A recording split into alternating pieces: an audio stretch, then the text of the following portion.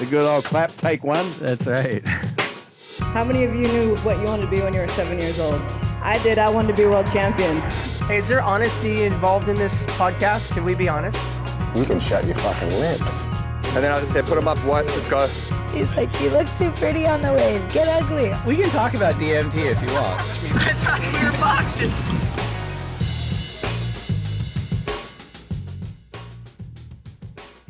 All right, so we have 2022 WSL CT rookie and rookie of the year contender at the moment, winner of last week's Boost Mobile Pro Gold Coast Challenger Series event, Callum Robson on the lineup. Thank you so much for joining us today, man.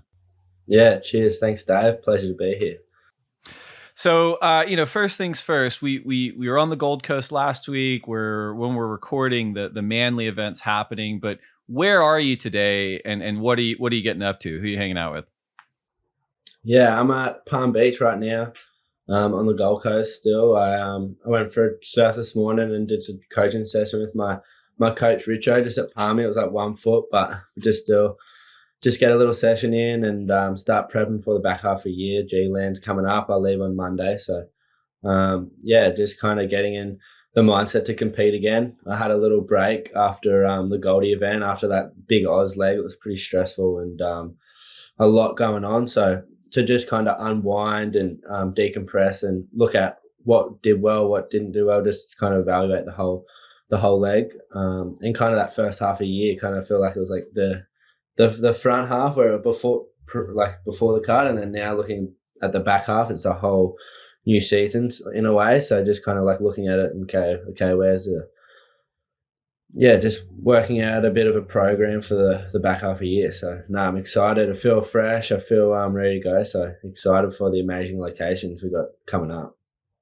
Absolutely. And I definitely want to dive into kind of that headspace shifting here in a little bit, but I wanted to start, and you can heat check me on this, but part of me thinks that our conversation is either going to be the grand reveal of a long overdue major sponsorship for you, or potentially one of the last conversations for someone like yourself with a vacant real estate on the nose of your boards, because you've been on such a heater at the moment, and the entire surfing world's really taken notice of the fact that you're an amazing surfer. You're having all this success, and they're really rallying the industry to come and support you. I'm curious if you've been aware of that conversation just happening out in the surf media and in social media and stuff like that. Yeah, like obviously I'm aware of it. I seen Stab as soon as I won the Manly comp. First things they posted was something that said, what does this kid have to do to get a major sponsor, something along those lines. So for me, it's just like, I think that'll all happen when the time's right. And I'm just not putting any pressure on myself to making sure I get something right now, or whether it comes 6 months further down the line, whatever it may be. My goals and my focus stays the same of doing as well as I can. For me, I don't see myself, like people say, I've kind of been referring to, like, make sure you strike while the iron's hot or something like that along those lines. But right. For me, it's like I don't feel like the iron's going to get cool anytime soon. In my head, I'm going to still keep pushing. My foot's hard on the accelerator. So I'm just excited to obviously just put my best foot forward for the next few events, and kind of keep trying to just put it out there that I'm doing my best surfing. I feel like my best surfing's yet to come, and I guess when somebody sees the value in what I'm doing and the direction I'm heading, they'll jump on board. And whenever that happens, I'll be welcoming, and I'll be stoked to get along that journey. Fair enough. And I guess one more question on this topic. Could you confirm or deny that you have been having some conversations, or at least people have been coming to you, maybe with starting some of these conversations just after the last few months? Yes, there's been some conversations. Okay, fair enough. We'll leave it at that. I appreciate the the candor there. So let's go back a couple of weeks to the Gold Coast event. First off, massive congratulations on your win there. The surfing was incredible. I always trip out. I was talking to Dimity Stoyle last week, and I was saying, I've been there so much for work and for pleasure, and anytime I see waves on the Gold Coast with just a few people out for the contest, it still trips me out because every time I'm there, it's just wall to wall people. But man, you had an amazing run there. Was it always the plan for you to do the opening event of the Challenger Series, regardless of how you performed on the CT? Or was that something that you said, look, I'm in Australia. Yes, I've qualified for the back half of the CT season as well as the start of the 2023 season. But, it's Magic May, it's Snapper Rocks, and I'm gonna go there and get some work done. Yeah. As soon as that whole Challenger Series schedule come out, I'm pretty sure it come out at the end of last year or the start of this season. And I was always going to do Snapper regardless. It's kind of a home event for me. It's in my backyard. I live in Evans Head, which is just not too far down the road, about an hour. So for me to see that event come up, growing up, I always just shot up here, watched the whole event. Well, I watched Julian and Felipe's final. I've been always around this Gold Coast event, and for me, it was the pinnacle of surfing growing up, because I obviously wasn't able to travel, different things when I was younger to go to events. So for me, the Gold Coast event was the epicenter of my whole year when I was younger, looking forward to an event to go watch. So as soon as I got the opportunity to go that, it was a no-brainer. And obviously, like you said, when do you ever see Snapper with 4 guys out? It's not a thing. It doesn't happen. So it's a world-class wave, and something that everybody on the Challenger Series and the CT were just like so stoked to be able to share a lineup with nobody out, with 4 guys out. And then as the comp progressed, there was 2 of us, and it was pretty sick getting jet ski assist. It was such an amazing event. WSL really pushing to try and get those Challenger Series in better waves, and really trying to elevate that QS and Challenger Series to a level where it's not too far behind the CT. So I think Snapper is a big step in the right direction in that regard. Absolutely. And I would say if you look at the entirety of the 2022 Challenger Series calendar, Snapper Rocks in May, and it's probably going to have the largest field of CT surfers out of any of the 8 events. I think there was 30 something CT surfers that ended up competing. It's basically like a stage between the Challenger Series and a CT. So to win there is a huge deal. And I'm not super duper familiar with your QS or your amateur career, but I'd imagine that winning that event at Snapper Rocks is up there with the most important victories of your young career already. Yeah, for sure. That was my first major win. So I've had a win in the regionals and the QS 5000 at the Tweed Coast comp. But that's my biggest result to date. So, and like I said before, that's Snappers. Snappers on that list for me of top events you want to do well at and you want to win. So, for me to be able to tick that off straight away, I was over the moon.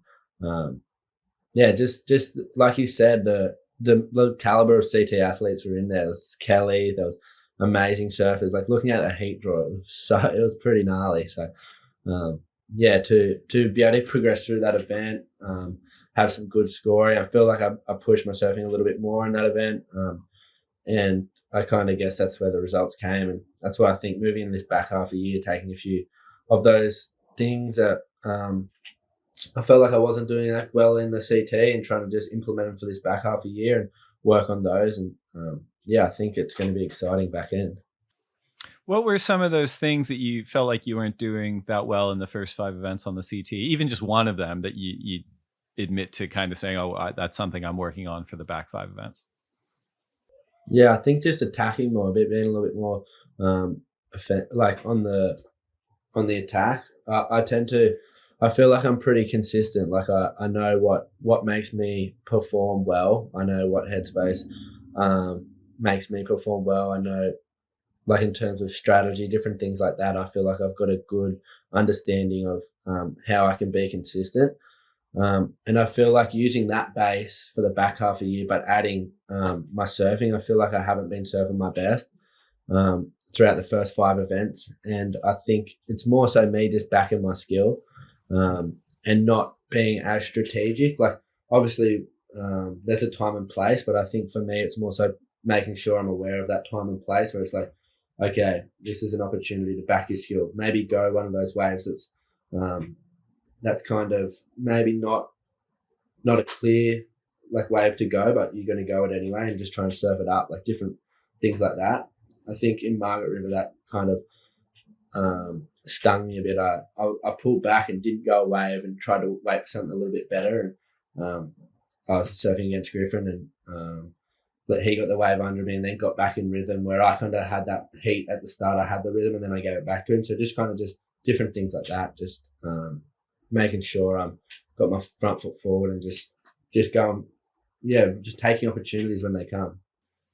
That makes a lot of sense. And yeah, this is an interesting season because it's the first year the redesigned tours and competition framework, the 3-tier systems operating in full flight with the mid-season cut, and even the new schedule, which I think for a lot of veterans who'd had this operating rhythm of, every year, we start at Snapper Rocks in late February, early March. We're in Australia. We've got 10 events. We finish in Hawaii.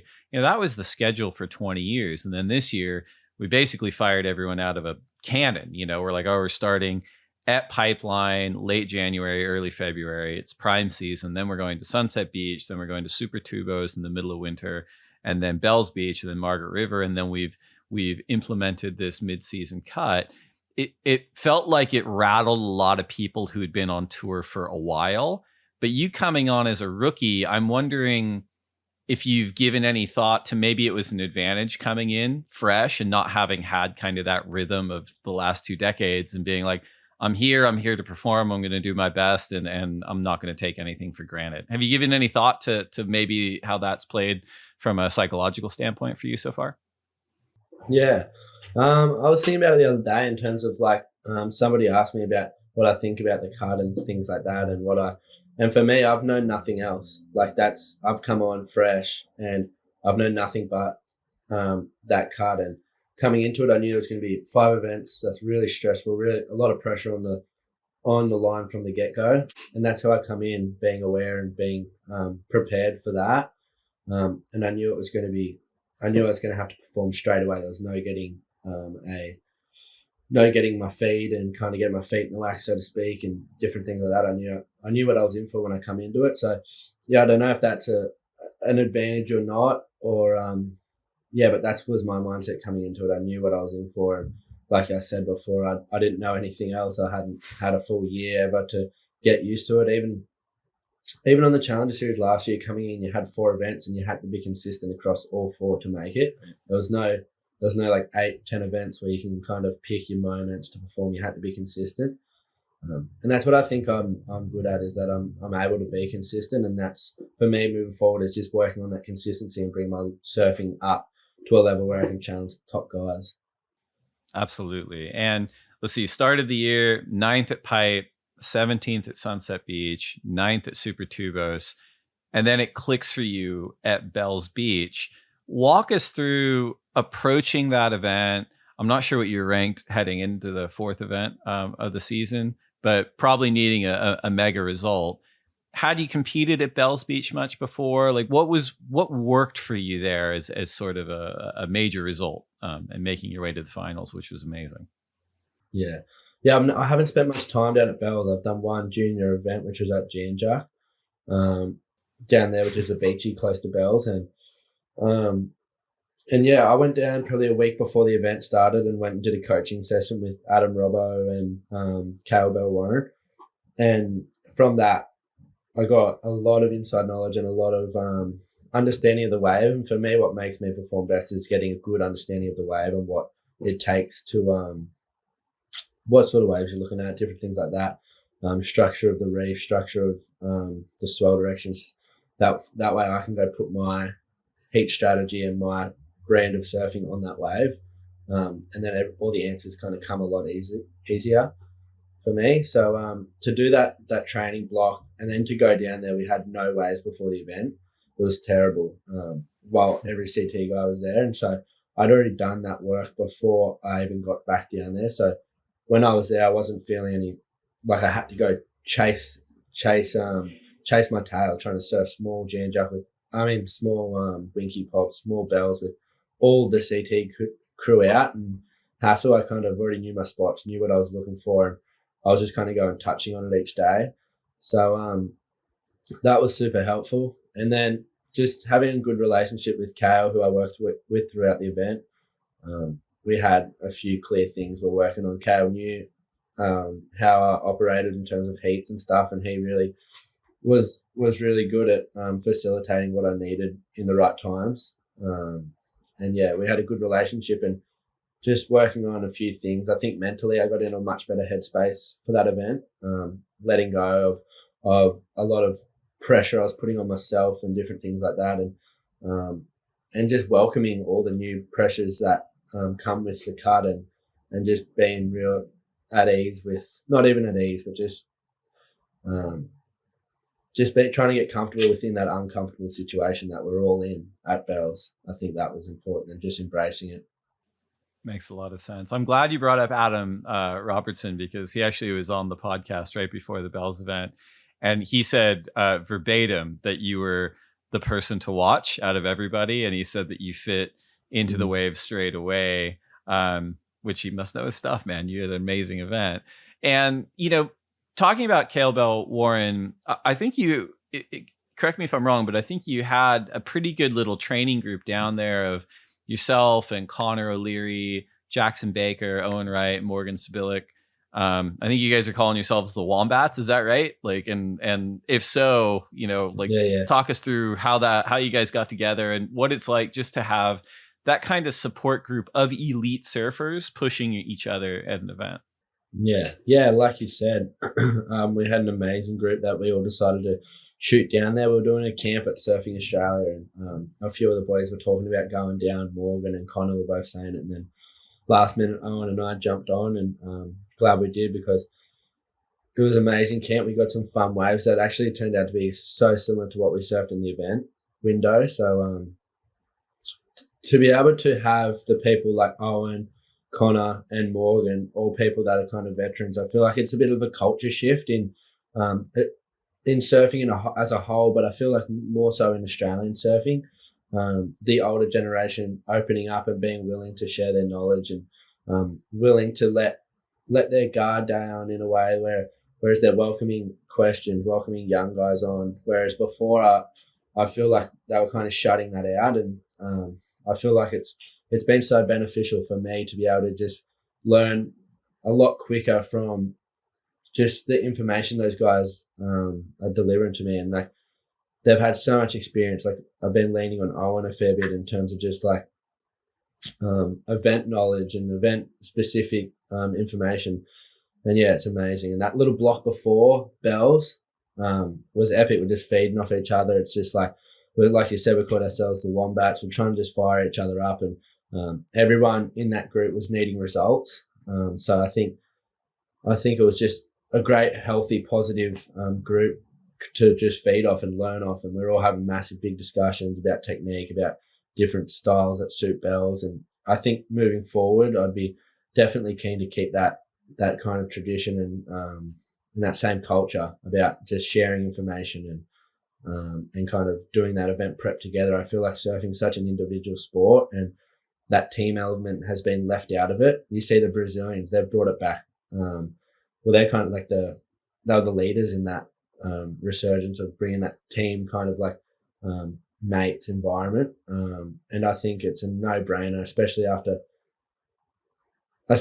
experiencing it, especially on the Challenger Series, feeding into a bit on the CT. I think there's just room for it to keep growing and helping out all the young Aussies trying to get back to the top. I think, yeah, I'd be stoked to see a good push come. It's about time. For sure. And I mean, it is one of those things. I'm glad you brought it up that, surfing is an individual sport. But when you look at all the people who've had major success, whether it was Kelly or Andy or Mick or Gabriel, I mean, they all had a group. It was Kelly and the Momentum Generation, it was Andy and the Wolf Pack, it was Mick and the Cooley Kids, it was Gabriel and the Brazilian Storm. So that network is super important, and it is an interesting thing. Like, you are now one of the sole torchbearers for Australian male surfing on the CT, which it's struggled in recent years. It's struggled kind of since Joel and Mick and Taj and their colleagues sort of transitioned out, and you guys are really the next wave, and it's probably harder than ever to make inroads onto the CT.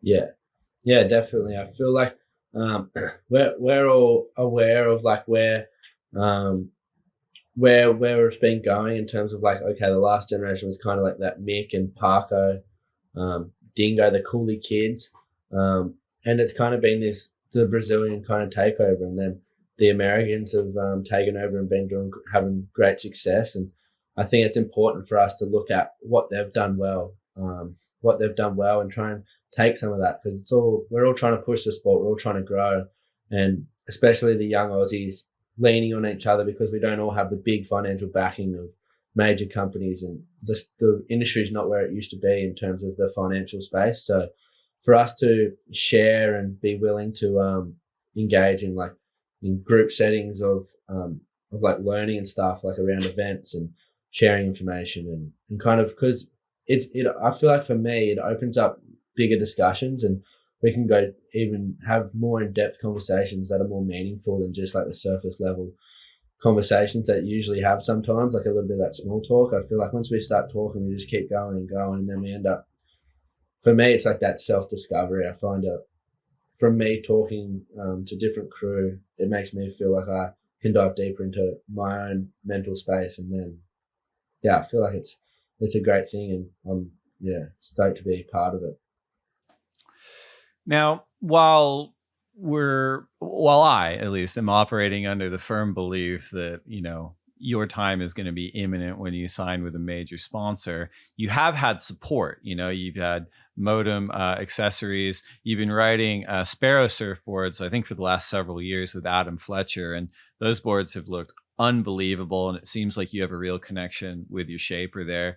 Can you talk a little bit about how you and Adam started working together, and what you've been working on specifically now that you're at the CT level? Sparrow is how he's known to me. He's kind of his nickname. He's Adam Fletcher, like you said. But he's had a massive influence in my development in terms of just making sure I've got what I need to perform. As when I was younger, I was just paying for boards, different things like that. And I can't remember. I think it might have been through a mutual friend. I think it was from when I was riding with the Huey boys. They kind of introduced us when he was shaping for Super. And I jumped on board as part of the Super team. And that was through when I wasn't doing that well, and I didn't really have a career or anything, or even just even a good path. Like I didn't have a clear path that I was going to do well. So for Sparrow to jump on board and support me in that time, I feel so privileged, and it's been such an honor to share this space now that I'm doing well with him and watch his brand start to grow. And I like to see it. We always talk about it's like the Mick and DHD situation, where Mick made DHD who he is today, and the brand it is today purely on Mick's, probably for another reasons, but I'd say the single biggest one would be Mick's success and world titles and different things like that. So I hope to do a similar thing with Sparrow. I'm invested in what he does for me, and he's invested in me. So I'm stoked to be able to ride his boards, and like you said, they're going amazing, which is number one. So, and that's something I value in Sparrow, is that he's always striving to make better boards for me, and that's important to me to see that. And I feel like it's just the beginning of amazing relationship, and the boards are just getting better and better. Yeah. We're going to take a quick break to get a word in from our sponsors, but when we come back, we're going to talk about where you come from, the Evans Head community, what it's been through, and just how important that relationship is, not just for you, but for them and having you. So we'll be right back. So just before we went to break, Callum, we were talking about where you come from, which is spot on the northern New South Wales coast in Evans Head. Were you born and raised there as well? Yeah, I was born in Lismore, which is 30 minutes inland. And I was being born in Evans Head. I lived in the one house for 20 years until last year, where we moved out. It's a little bit, my parents sold their family home, and we moved out to Woodburn, which is further inland, but it's probably like 15 minutes from the coast. They built a new place there, and that's where I'm kind of based out of, that Evans Woodburn sort of region. Wonderful. And what was life like growing up? What did mom and dad do? Did you have brothers, sisters? What was it like? Yeah, growing up in Evans was good. It was small. It's a small fishing community, pretty small town. It's pretty football and kind of rugby league, kind of like that sort of stuff. That's a big part of it. And yeah, growing up, my dad was a builder, carpenter, and my mum was a nurse. I have two sisters, both older than me, so I'm the youngest. And yeah, I've got a lot of family and friends that all live around. Mostly like my family lives around Evans Head, around the Gold Coast, around that area. So yeah, my whole family's around me, which made it great growing up. I'm pretty family orientated. I love going. We have big Christmases at home with everyone around, and yeah, life in Evans growing up was pretty sick. And how did you get into surfing? Did your dad surf? Did your mom surf? Were there other activities? Did you play football? What was it like growing up? And how did surfing sort of take root as your primary focus? Yeah, my parents were always involved in the Surf Life Saving Club around Evans Head. So my dad and mum both rode surf boats. So I've always been around the beach sort of thing, and just playing on the beach, different things like that from a pretty early age. I surfed bits and pieces throughout that time, just like nothing serious, kind of just like on the front of my dad's board, different things like that. But my whole focus was football and rugby league when I was growing up. I played rugby league from when I was probably about 8 years old to about when I was 14. So that was my whole goal, and my whole life was focused around football, and I wanted to be a professional football player all the way until I was like 14. And then I started surfing because my sisters kind of got into surfing, and they were kind of doing a bit of longboarding, things like that around Evans Head. And it wasn't until my cousin, who's now kind of my coach, mentor, and kind of just like he's just been a massive part of my story in terms of helping me get to where I am. He kind of come along and started taking me surfing, and that's when I went on a trip to Indonesia with my dad when I was probably like 14. And that's what flipped the switch for me. And I was like, okay, when I got back from that, I played footy for probably like half the season after that, and my head just wasn't in the game. I was always thinking about surfing, like when can I go surfing, different things like that. I was just like full frothing on surfing after that trip. We went to Sumatra, South Sumatra we went, and after that I was hooked on surfing and started surfing my cousin a lot. And then I started doing competitions around when I was like late 14, early 15, started trying to competitions, and that's kind of how it started. It makes a lot of sense that football took a back seat. But I am wondering though, like, because you are fairly uniquely built physically for the CT, you're big boy, you're strong, you've got such power in your surfing. And I wonder if you've considered that, your development in playing football and maybe building a physique based on that kind of a game has been an advantage in your surfing at all. Yeah. Well, my dad and my whole family grew up playing football. My cousin now plays for a rugby league team, the Cowboys here in Oz. So, I think that whole football, it's just kind of been part of my story. And I guess it's kind of a lot of people refer to me like look like I play a little bit of footy and stuff like that. So, I think. Is that a compliment in Australia, or how's that work? A little bit. I don't know. Yeah. It is what it is, I guess. I'm kind of built a little bit like just thick legs, kind of things like that.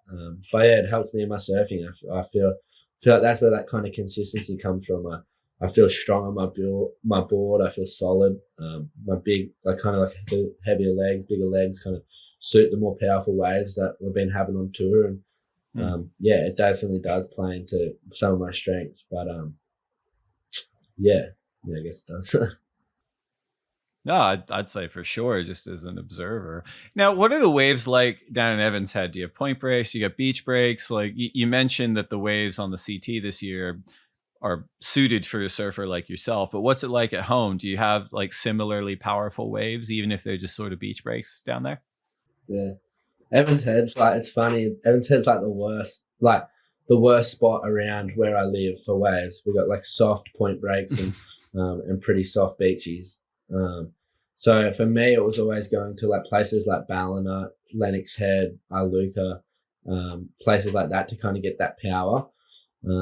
But for me, like, I feel like since I've been on tour, I've kind of been getting put in this category of power surfing and power guy and different things like that. Whereas growing up, that wasn't so much about my, like, how I saw myself. I kind of was doing airs, and when I won that Tweed Coast comp, I did it doing kind of airs. So for me now to be pushed down this route of power surfing, I feel like it just it opens me up to be like, okay, I feel like I've got all these airs to show, and I can't wait till we get to our locations where I can show it and combine both my power and my airs. So Yeah, that I was just gonna say that's really interesting because I think the tour is always looking for the next generation of power surfers. I think it always will, but it's interesting to hear you say, like, that's great. Like, I love the way I surf, but I've also got this whole bag of tricks that I haven't unleashed yet, and it probably, I mean, I would imagine that in the back half of the year, you're going to have the opportunity, maybe not at Garageagon, but when we end up at El Salvador or, Saquarema, even sort of J Bay and stuff like that. yeah, for sure. I think that first half of the year was just like, okay, let's just put the foot down and try and make it, because the real like premier locations are coming up in the back half. You get J Bay, like you said, El Salvador, G-Land, Tahiti. Those sort of spots are just amazing. So I can't wait to kind of go put my brand to surfing. I haven't surfed any locations, so for me it's all brand new, and I'm excited to see how my surfing fits on these waves. You mentioned, Ballina and Lennox Head and Byron Bay and all beautiful places that I've had the privilege of going to quite a bit as well. In recent years, they've been plagued by a lot of wildlife, a lot of shark attacks. And I'm curious if that was your experience growing up. Was it something you were aware of, sharks in the water? If you had any run-ins, is it something that's on your mind now when you're down there training? Yeah, sharks. When I was younger, it wasn't such a big focus. Like, I feel like, I don't know, like there was that massive explosion of shark activity probably like 5 years ago now, where there was a few attacks around Ballina, Byron, Evans Head. There was an attack. There's a few, I think there's a couple at Yamba, and it seemed to just be these massive, there's this, I don't know, it was just like all of a sudden there's all this shark activity, and that was never a thing when my early days growing up surfing. Like, obviously sharks were around and things like that, but it wasn't so much. Like, I would come home from school late and I would surf from like, I would have like the last half an hour of light and I would surf into the dark. My mum would sit up on the platform with her flashlight, like flashing it, telling me to come in, but I was like still just trying to get that last wave and surfing in the dark and not thinking anything of it. Whereas now I'd be never doing that. I'd be like, we'd come in well before the sun comes down, and it's just, like the other day we've been having massive runoffs of flood water through the rivers and stuff like that. So there's been heaps of bull sharks. I was just down at home on the weekend, and my mates were saying there was massive sharks busting up straight in the river mouth, where we usually surf. So there's definitely, it started to taper down, but that explosion of shark activity was pretty scary, and we kind of all held back from surfing at a lot of times that we usually would just go in the water. We had to be a little bit more cautious. Yeah, and I'd imagine too, being from where you're from, having it be a fishing focused community, that there's probably a lot of just talk about theories as to what's been happening even from the fishing community, because they probably see the uptick on their side as well. Yeah, there's so much. It's kind of like the COVID thing. You don't even open that bag of worms. You don't even start talking about it, because it just, people have got some pretty strong opinions, and I just kind of keep out of all that conversation. I just like, I don't engage in it. But yeah, like you said, there's a lot of theories, a lot of different things that were getting spoken around that time. And if you wanted to read into it, you could. But I don't have an answer for what happened around that time, and I don't know whether they do or not. But yeah, interesting. So you mentioned kind of how you got into surfing, but also it sounds like, relative to all the junior superstars around the world, you got into it relatively late. Who were some of your contemporaries that in Australia that you were competing against when you started competing in the Pro Juniors? Who were some of the bigger figures that were pushing you to surf better, I guess is a way to think about it. Yeah, I kind of when I started the Pro Juniors, I was kind of like that year below, and I had a 1 year of competing against like Ethan Ewing, Morgan Siblick, crew like that. So that was where the initial, especially Ethan, that's when he went on that dream run of, I'm pretty sure he won like so many Pro Juniors that year, and then he went straight on and blasted through the QS and made the CT. So that was kind of my first look of what that kind of level was, what it took to be at the CT level, and kind of that upper level of the QS. So yeah, it was that were kind of the initial people that started my kind of journey on that QS. And then when I started doing well, it's kind of like Kihu Butler, a guy from NZ who was pushing me a lot. Yeah, who else? I can't really think off the top of my head, but yeah, Liam O'Brien, crew like that. That was kind of the people that I was surfing against. And I mean, Kehu Butler, Ethan Ewing, Liam O'Brien, Morgan Sibilic, like accomplished world-class surfers, which I'd include yourself in that group too, of course. But since you came to, elite level surfing, not elite level surfing because you're still so young, but I guess competitive surfing relatively later than probably a lot of your peers. They were probably doing it when they were 8 or 9 or whatever. Was there a moment for you where you realized like, oh, I'm in the mix. I can do this. This can be a career for me. Was it an event, or was it more just kind of a gradual thing where you thought, no, I'm doing this. This is what I'm doing? Yeah.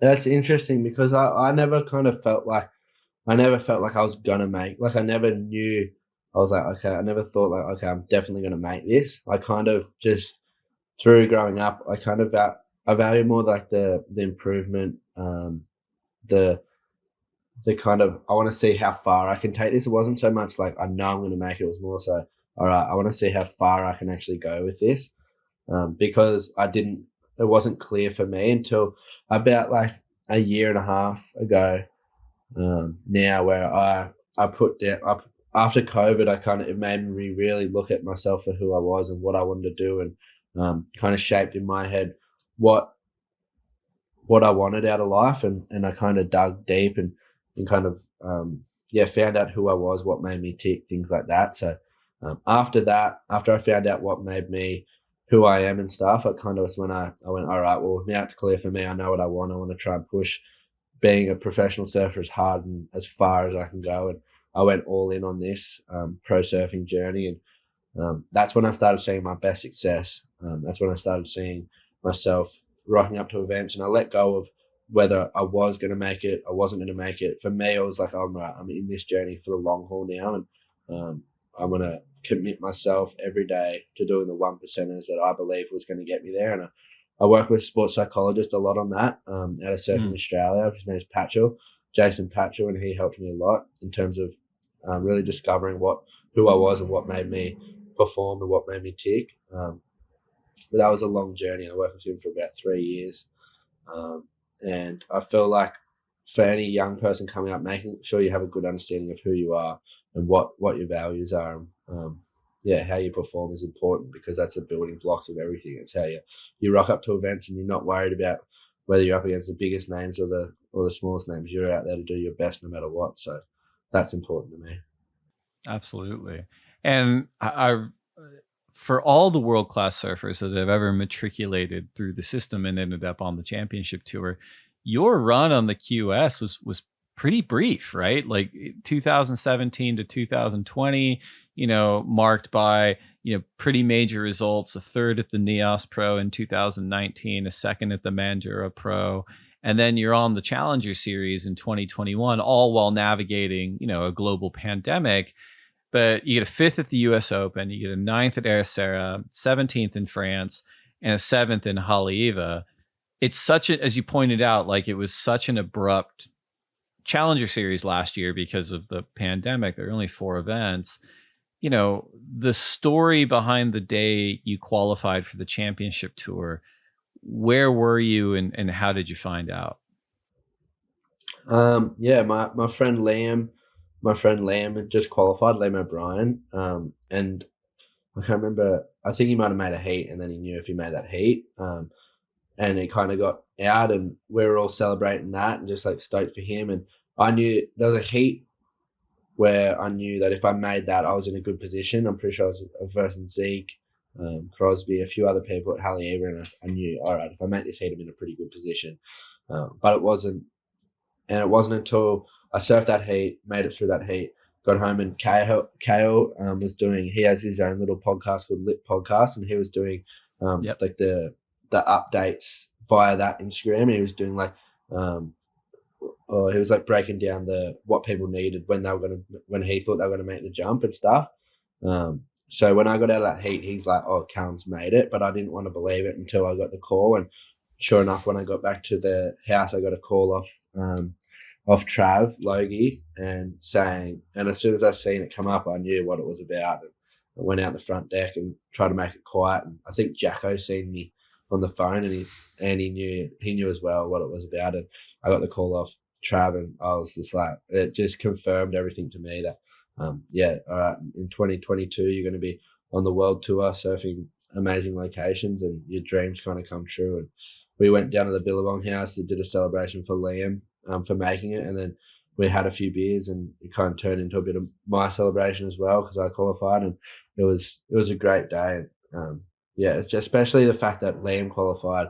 I knew I was going to be on tour with Morgs, who we're all close mates, Connor, Jacko. It was just like it was kind of a bit of a fresh Aussie look. So I think that moment was pretty special to me, and I'll remember that for a while.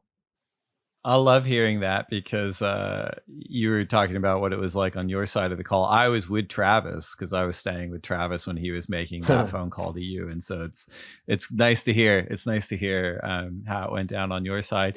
It is amazing, like just looking at again, like the work you've done on yourself, understanding yourself, and just how rapid your ascent to this level and success at this level's been. Because I'm going to keep beating this drum of you know, a lot of these other surfers have been, you know, competing and had huge sponsorship support since they were probably pre-teens, you know, and even your colleagues like, you know, Liam and Ethan have been with Billabong, like Kay, who's been with Quick, Morgan's been with Rip Curl. Like you had, you know, you were with the Mad Hooies, and now you're waiting for the next opportunity. It's just, it really is amazing what you've been able to accomplish in such a quick period of time.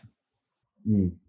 Yeah, for sure. Like you said, I haven't had that traditional upbringing through the system with major sponsors and things like that. So for me, I left school and started a carpentry apprenticeship with my dad, and I've kind of done it an alternative way. I kind of I started working with my dad purely as kind of a way to allow me to free up and be able to surf a little bit more and have the freedom to go to competitions. And I did work with my dad and realized how much I hated being a carpenter and working and getting on the tools. And so that was a massive driving force for me of going, okay, I never want to have to pick up a tool. I never have to want to work for my dad ever again. And that's driven me to where I'm at. And I feel like it continues to drive me. And I feel like I know what I want. I know what I don't want. So for me, it's a clear path, and I know where I want to go. And yeah, I'm just excited. And that's for me, is the journey is what it's all about. I will love waking up every day and being able to go train. I love being able to go surf, work on my craft, have really good conversations with people at the top of their field in terms of like S&C, physio, psychology, different things like that. I love talking to them people and trying to learn, and different coaches. Love being able to try and soak out as much information as I can. And I guess for me, I just love being a student of the game. I love trying to just learn as much as I can. I find a great deal of satisfaction of finishing the day and going, okay, this is what I've learned. This is how I think it's going to make me a better surfer and stuff. I don't know. I just enjoy that aspect of it. You know, Callum, like all of us, and I think as you've mentioned in this conversation already, we're all to a degree products of our environment. And it sounds like, the person you are and your successes has largely been shaped by the Evans Head community. And, that's a community that's been through a lot in recent months, particularly, the horrific flooding that happened just a few months ago in March of this year. Can you talk to us a little bit about, what that was like for you? I think you were probably overseas competing at the time, and how you've been able to engage with the community, then and since, in terms of how they've dealt with that flooding, which was all over sort of our media, but it was just really radical. Yeah, all the flooding kind of just took place recently. That kind of happened just when I was in Portugal. We had it was the largest flood in recorded history in Australia here, and it was brutal. Like, honestly, it was pretty heartbreaking being away from home when you don't even know how your family's going. Because all the towers were down, like all the telephone towers were down, so there was barely any communication from back here at home to me where I was in Portugal. So for me, it felt like more so it was just like, okay, is my family safe? Are my friends safe? Are people actually alive at the moment? Because where the water was going back home now, it's mind blowing. It doesn't even make sense how there can be that much water in one place. It was like 2-story buildings high, full of water for as far as your eye could see. So for me, going home and seeing that, I can't even wrap my head around it. It's wild. So, and to see the devastation that it caused, especially away, not being able to do anything, it's heartbreaking. And going back there now and seeing Woodburn, where my parents live, the people living in caravans, it's just like, I feel like it's just, it's so devastating. And to see that when I was over there, to see community support, how much everyone just jumped on board. We didn't get the Northern New South Wales didn't get the media coverage like a lot of the big cities did, like Brisbane, things like that, which everyone's going through wild stuff and crazy times. But I felt like the Northern Rivers and Northern New South Wales were a bit left out of that loop in terms of media coverage and kind of eyes on. So to be able to hopefully use my platform to raise a bit of awareness and kind of put back into them, and because the community support has been a massive part of my story in terms of the GoFundMe, to even be able to have a chance at qualifying through the Challenger Series. They jumped on board and supported my journey. So to see them go through tough times, and hopefully I can give back to them as much as I can. We've actually launched a fundraiser, which is like a giveaway. We're going to give away some boards. You got to buy a ticket in the raffle. It's like a big raffle, and we've got a signed CT board. We've got prizes from my sponsors. There's also a day surfing with me at the HPC, and it's all available through my website, callumrobson.com.au. And yeah, if everyone could buy a ticket, it'd be awesome. It's going to be amazing, and hopefully we can raise some funds for the people back home. They're doing it so tough still. And yeah, that's a massive part of who I am and shaped me to be where I'm at. So if I can give back in any way, shape or form, I'll do it in a heartbeat. Absolutely. And but yeah, everyone who's listening, go and check out callumrobson.com.au. It's for a good cause for sure. And I just think it's, as you pointed out, it's such a beautiful thing that's the community that supported you, to follow your dream on the Challenger Series, and that you're doing what you can to support them right back. So I think it's huge. Yeah. Cheers. Thank you. Appreciate it. No, of course. Yeah. So we got a couple more topics and some listener questions for you. And we're going to take one more quick break to get a word in from our sponsors, and we'll be right back. All right. So we've spent a bit of time talking about how successful you've been already on the championship tour. But one thing I love hearing firsthand from rookies on tour is just their experience in terms of the performance gap between qualifying series, the Challenger Series, and the championship tour. A lot of times you get surfers that are so hyped by the industry or the media, everyone expects them to perform right away on the championship tour. And more often than not, they qualify and they just run into a brick wall, because the speed and the talent and the strategy and just the performance level is almost underserved by the broadcast. People don't appreciate how good it is or how fast it is or how powerful people are. But you've been in the trenches, so I want to hear your opinion on whether that's true or not, or what you've noticed just in these first 5 events from the collective level at the championship tour. Yeah, it's a good point you say. For me, I think sometimes you can come onto the CT and overhype and feel like you need to overdo and you need to surf out of your skin. And I believe that I can only do as good as I can do, and that I'm going to go and try and just, for me, coming into the CT, I was like, okay, how can I lift everything I do just that little bit more, but still stay in with who I am and just bring up my best every day to be able to perform at that level. I feel like there's no point trying to be someone you're not at this level, that you're going to get found out pretty quick. So it was just interesting for me to come to the CT and try and put my brand of surfing on display and see whether it got scored and how it got scored. But yeah, I guess the gap I more so see is like in terms of like the mistakes. Like if you make a mistake here, you're usually going to pay for it, because guys are that good. And the level, like you said, yeah, you definitely, there's no easy heats, there's no cruising, there's no pacing yourself into an event. You've got to just put your best foot forward in every heat you surf in, and that's kind of my approach, full stop. Anyway, like I don't do anything half-assed. I do everything 100%, and I try, whether it be that Challenger series, that snapper, or my first heat on CT. I still approach everything the same way. I'm trying to surf my best, make the best decisions possible, and I feel like, yeah, a lot of times people can come in and overhype the CT and think they need to do more than they do need to. But I think if you stay within yourself and just put your best foot forward, that's all you can do. You talked a little bit about the psychology of switching mindsets between those first 5 CT events before the mid-season cut and the back 5.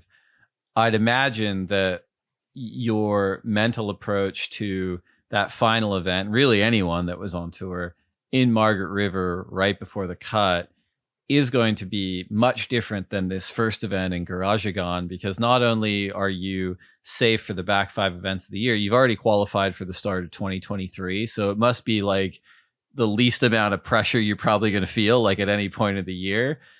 Does that tweak the way you approach competing at these events? Do you feel like you're going to be able to attack it more, as you pointed out earlier, without worrying about the consequences as much, because there's a bit of a safety net in the sense of you're safe for at least 10 more CT events?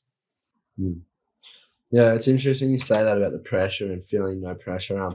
That's what I found out about at Margaret River when I'd made that cut, and everyone's like, oh, you can go surf with no pressure and things like that. But from that event, I found out that I put the pressure on myself to do well, and I kind of need that pressure to perform. It kind of makes me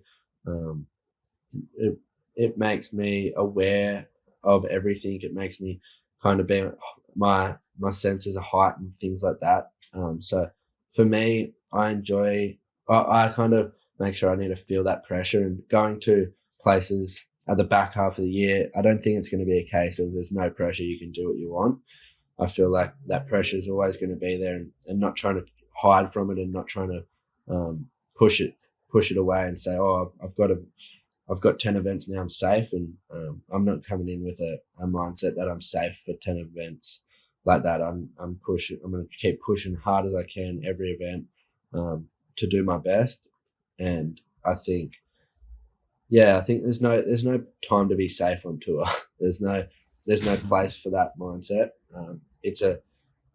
You watch this Challenger series at Manly, everybody's it's dog eat dog trying to get to the CT, and if you be complacent at any point in time, there's somebody that's hungry there to take your spot. So I'm just trying to stoke that hunger and keep myself hungry, and just elevating my goals so it keeps me chasing. Just keep chasing, because there's no point sitting around thinking that you're safe, I feel. Sure. And I'm glad you brought up the goals, because I'm wondering if you have specifics around those, you mentioned you're elevating them. I'd imagine that a goal was to make the midseason cut, which you did. I mean, you've already made a CT final, which I'm sure the grand percentage of surfers that ever even qualify for the CT don't achieve that. You've won a Challenger Series event. What are your goals in the back half? Is it to win a CT?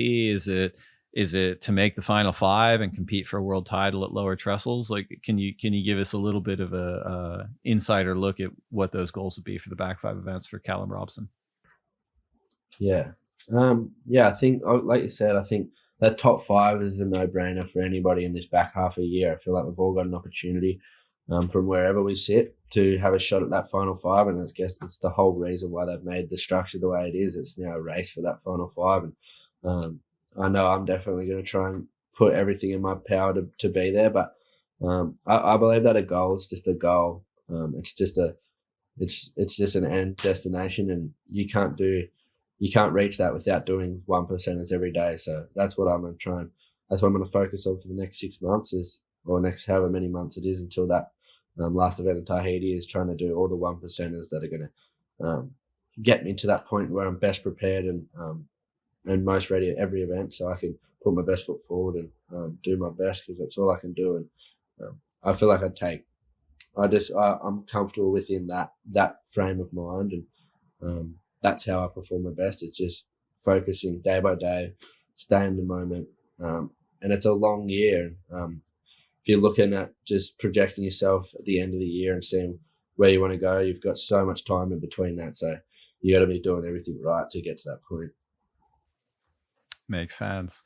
We talked a little bit about this, but the back 5 CT events, Garajagan, Punta Rocas, El Salvador, Saquarema in Brazil, Jeffreys Bay, Chopu. Is there one in particular that you're really looking forward to competing at? I'm really looking forward to, obviously, G-Land, which is right around the corner. I'm going back to Indo. I haven't been to Indo in a while, and just excited to get a bit immersed in that Indonesian culture again. It's something I really enjoy. But for me, the main two is J-Bay and Chopu. I feel like J-Bay is going to suit my style of surfing, and then Chopu for the big left barrels are that opportunity to be uncomfortable, that opportunity to kind of challenge myself and see where I'm at against the world's best at a wave of consequence like that. It's also the Olympic location for the France Olympics in 2024, I think. So an opportunity to see where I fit in that situation, because that's a goal of mine. Obviously coming from a big sporting kind of orientated family, Olympics was a massive thing. So looking at that, I think that's going to be an amazing goal and hopefully achieve it. And, Chopu and J-Bay, I think they're the two that stick out the most for me. Love it. Well, can't wait to see you compete at all 5 of them, and probably the 6th one, Rip Curl WSL finals at lower trestles. So we put a feeler out to our followers on Instagram, people that follow us at The Lineup Pod on Instagram and on Twitter. We appreciate everybody. And we got a lot of questions for Callum Robson, but we've whittled them down to our 3 favorite. So the first question is from @WeWeber4, who asks, what is your preheat playlist? Preheat playlist. There's a playlist. It's like called A1, which is like, I don't know, I like a bit of it's like a bit of rap, bit of British rap, British different stuff. But I just like, it all depends on how I'm feeling. If I'm feeling a bit low, I'll listen to some rap to get me back up. If I'm feeling up high, I'll kind of just put the headphones on and listen to something pretty chill just to try and get me back down. It's all about, for me, preheat is all about managing your emotions, managing your levels of excitement, anxiety, different things like that, just to get into in a place where you can do your best performing.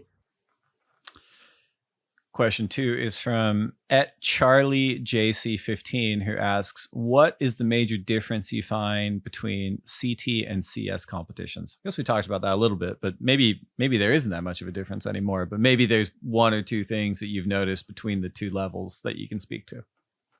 Yeah. I feel like the major difference, I guess it's just like the Challenger Series, we didn't get John, we didn't get Felipe. Medina, Italo, they weren't there at that snapper event. So just the whole like CT, the seat in the CT, it's just stacked from top to bottom.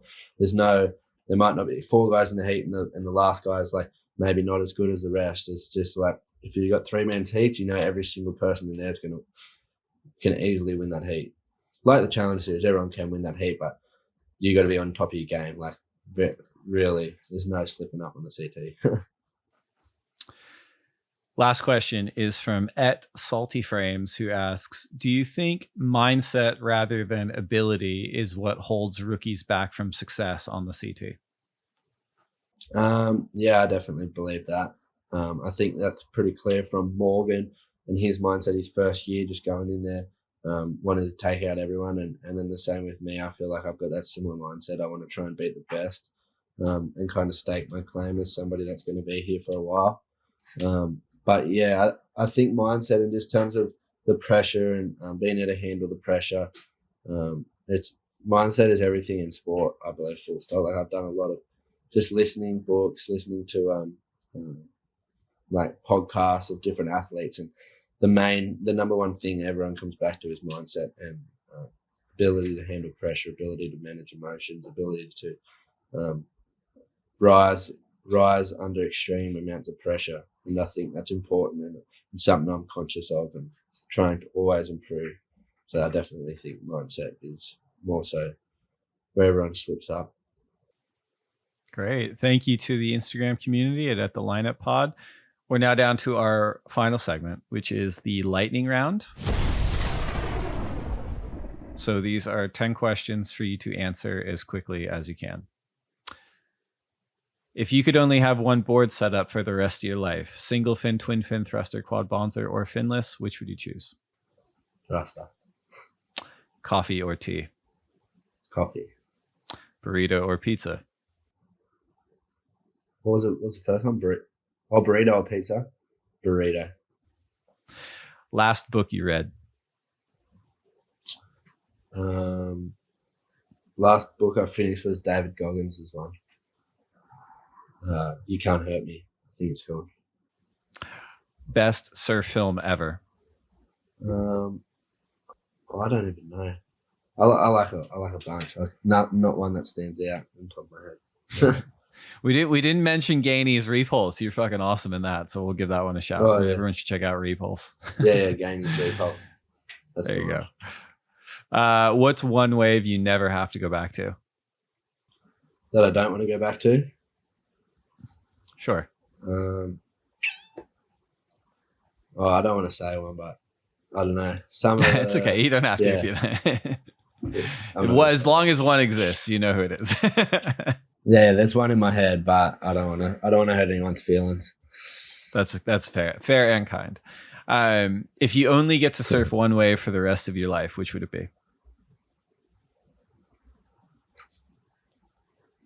Oh, I don't know. Pipe would be pretty good if you could get that, like a few sessions out there and get some good waves. That's pretty enjoyable at the start of the year. So yeah, pipe would be right up there. Best person to share the lineup with? I'm going to say my cousin Pete, just because he's someone I grew up surfing, and yeah, I love going for a surf with him. It makes me feel at home. Worst person to share the lineup with? Who am I going to stitch up here? Who's the worst person to share the lineup with? I reckon Chris Saffis would go close. I appreciate an actual answer to that question for once. That's great. All right, he's going to love that. Yeah, he'll love a shout out. Finish this sentence. I will next achieve a state of happiness by... I will next achieve a state of happiness by I